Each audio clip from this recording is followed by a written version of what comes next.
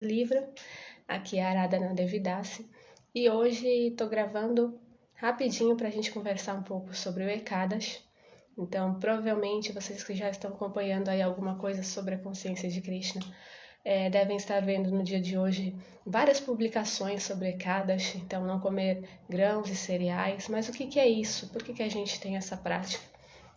Tá? Então a gente vai falar um pouco sobre isso, e aí eu separei para a gente ler um trechinho do capítulo 7 do Néctar da Devoção, onde Rupa Goswami ele vai falar sobre o Ekadashi.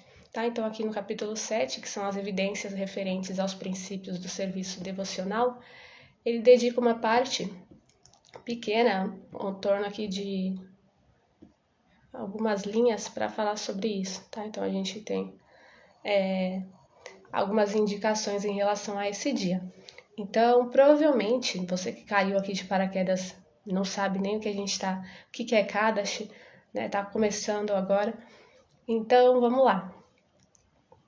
O Ekadashi dentro da tradição, né? Não só da tradição Vaishnava, dentro da nossa filosofia, mas ele também é uma prática muito comum na Índia de forma geral. Então, é um jejum que a gente observa, né? A gente fala observar o jejum.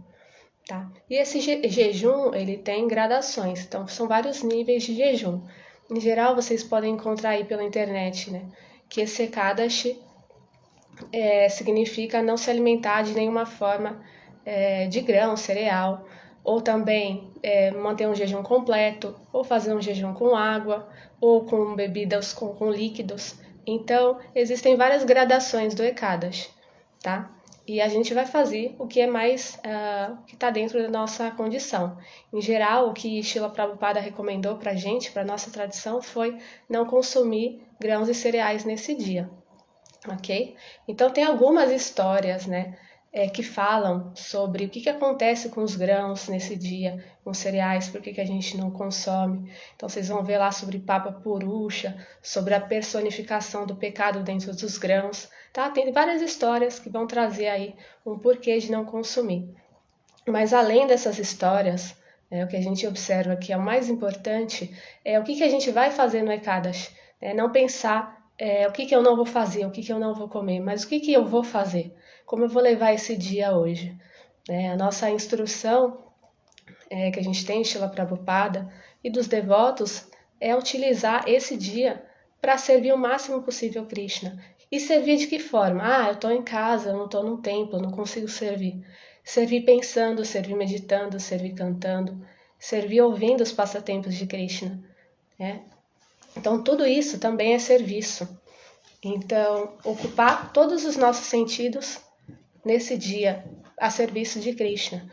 Tá? Então, a gente às vezes fica muito preocupado com essa parte muito ritualística. Então, o que a gente vai comer, o que eu posso selecionar, o que eu não posso. Tá? Então, nesse princípio, o que a gente observa? Não comer grãos e não comer cereais. Tá? Nosso corpo é composto aí em torno de 70% de água. Né? Então, a gente sabe também que a lua ela tem uma influência muito grande nas marés, nas águas. Então, ela também tem uma influência muito grande no nosso corpo. E a ingestão de grãos, nesse período, a ingestão de grãos de forma geral, ela ajuda nessa retenção de líquidos. Então, imagina, toda essa movimentação dentro do nosso corpo, dessas águas que ficam retidas. É diferente de comer fruta, de tomar sucos, porque aí é uma água que está saindo também, através da urina. Mas os grãos, eles têm uma tendência a reter a água no nosso corpo. Então, a gente fica sobre essa influência, não só sobre a influência da lua, mas a gente é influenciado por tudo que nos cerca, como a gente sabe. Então, a gente faz essa observação de, pelo menos, não consumir grãos e cereais. Tá? E o que a gente pode fazer com esse dia? Aqui no capítulo 7, a gente tem um trecho bem interessante, bem resumido, mas que diz tudo que é indicado para um dia de Ekadashi.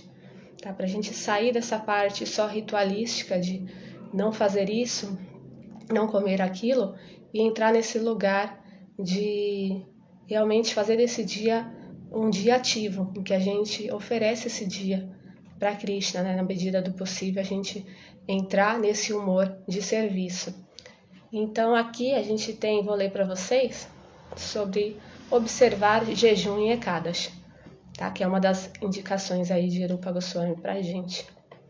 No Brahma Vaivarta Purana, afirma-se que aquele que observa jejum no dia de Ekadashi livra-se de todas as espécies de reações a atividades pecaminosas e avança na vida piedosa.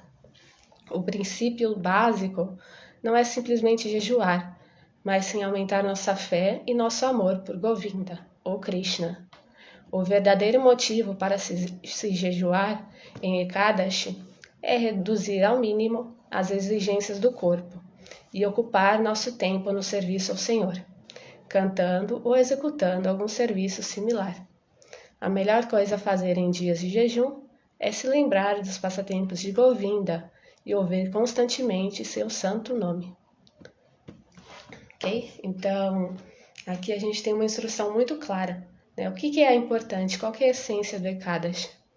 Então, que a gente possa meditar nesse dia e pensar o que eu posso fazer para Krishna hoje, como eu posso agradá-lo ainda mais, como eu posso dedicar o meu conhecimento, os meus estudos, ao meu cantar da japa no dia de hoje.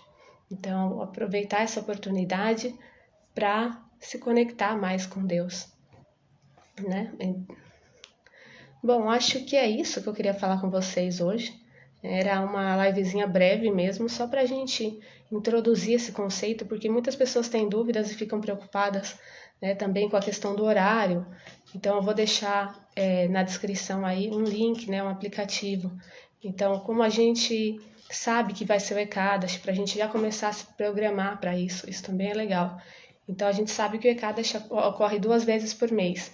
Então, sempre no 11º dia da lua crescente e da lua minguante. Então, no ano a gente tem aí 24 Ekadashis, né? 24 oportunidades aí para intensificar nosso serviço, tá? E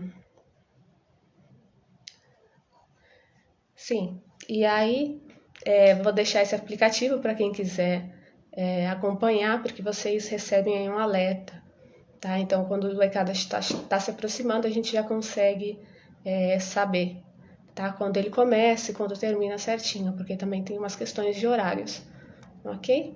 Então, acho que é isso. A gente vai conversando mais ao longo das próximas lives, que possamos utilizar bem o nosso dia e os nossos próximos Ekadashis para servir cada vez melhor, para meditar cada vez mais em Krishna e se absorver cada vez mais nesse humor espiritual, tá certo? Desejo aí um ótimo Ekadashi para todos. Cantem Hare Krishna e vamos lá, nos vemos nas próximas lives. Até mais. Shila Prabhupada aqui e Jai.